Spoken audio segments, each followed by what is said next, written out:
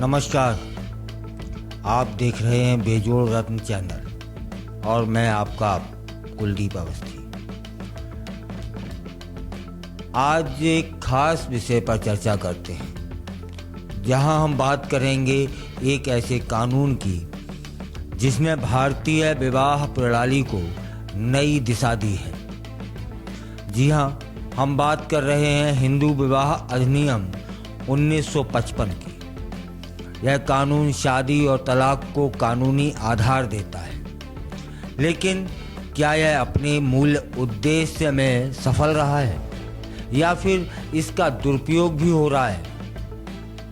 आइए जानते हैं विस्तार से कि इस कानून के लाभ क्या हैं और हानि क्या है। भारत में विवाह को हमेशा से एक पवित्र बंधन माना जाता रहा है, लेकिन बदलते समय के साथ इसे एक कानूनी पहचान देना जरूरी हो गया है।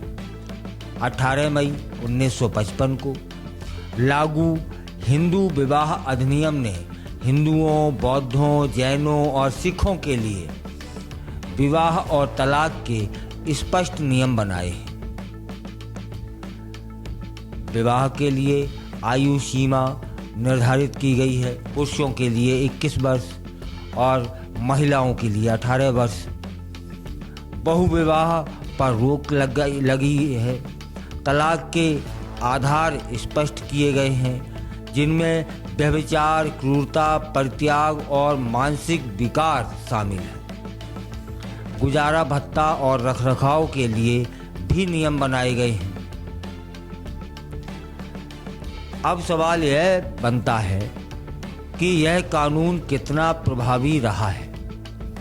इस अधिनियम ने महिलाओं को तलाक और गुजारा भत्ता का अधिकार देकर उन्हें सशक्त बनाया, लेकिन समय के साथ इसके कुछ प्रावधानों का दुरुपयोग भी होने लगा। सामाजिक सुधार, बाल विवाह पर प्रतिबंध और बहुविवाह पर रोक, ये सब कारण रहे। हालिया विवाद और कानूनी चुनौतियां क्या हैं? अब बात करते हैं उन घटनाओं की जहां इस कानून का दुरुपयोग होते देखा गया है। दिसंबर 2024 में माननीय सुप्रीम कोर्ट ने झूठे क्रूरता के आरोपों पर चिंता जताई थी। जनवरी 2025 में ओडिशा हाई कोर्ट में आपसी सहमति से तलाक में हेरफेर की घटनाओं पर सवाल उठे थे। फरवरी 2025 में सुप्रीम कोर्ट ने शून्य विवाह में भी गुजारा भत्ता मंजूर किया, लेकिन इसके दुरुपयोग के मामले भी सामने आए हैं। कुछ बड़े तलाक और गुजारा भत्ता मामलों की बात कर लेते हैं जिन्होंने सुर्खियां बटोरी।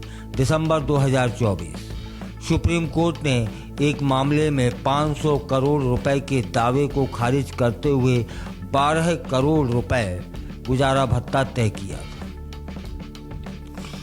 ऋतिक रोशन और सुजैन खान का तलाक, जिसमें 380 करोड़ रुपए का गुजारा भत्ता तय हुआ था।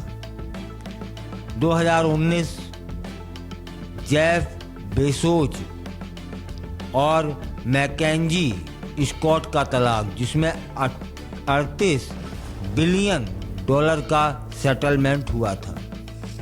2016 करिश्मा कपूर और संजय कपूर का तलाक, जहां करिश्मा को 14 करोड़ रुपए गुजारा भत्ता मिला। तब क्या हिंदू विवाह अधिनियम 1955 अपने उद्देश्य में सफल रहा, या फिर इसका एक नया पहलू उभर कर सामने आया, जहां कानून महिलाओं के अधिकारों की रक्षा करता है? वहीं कुछ मामलों में इसके दुरुपयोग के उदाहरण भी सामने आ चुके हैं। हमारे समाज में विवाह सिर्फ कानूनी बंधन नहीं, बल्कि सांस्कृतिक परंपरा भी है। ऐसे में कानून और समाज के बीच संतुलन बनाए रखना बेहद जरूरी हो चला है। इस विषय पर आपकी क्या राय है? क्या हिंदू विवाह अधिनियम में बदलाव की ज़रूरत है? अपनी राय हमें कमेंट के माध्यम से ज़रूर बताएं। इस चर्चा को और आगे बढ़ाएं। अगले सेगमेंट में फिर मिलेंगे एक और महत्वपूर्ण चर्चा के साथ। तब तक के लिए नमस्कार।